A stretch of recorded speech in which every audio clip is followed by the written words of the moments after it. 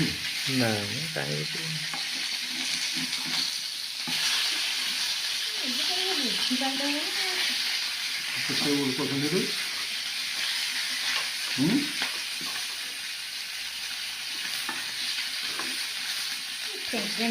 ଚୁଲିରେ କିନ୍ତୁ ମାଛର ଟେଷ୍ଟ ଅଲଗା।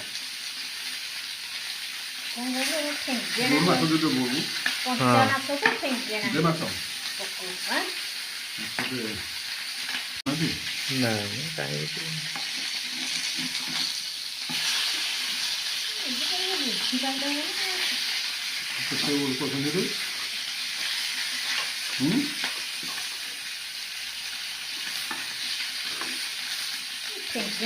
ଚୁଲିରେ କିନ୍ତୁ ମାଛର ଟେଷ୍ଟ ଅଲଗା।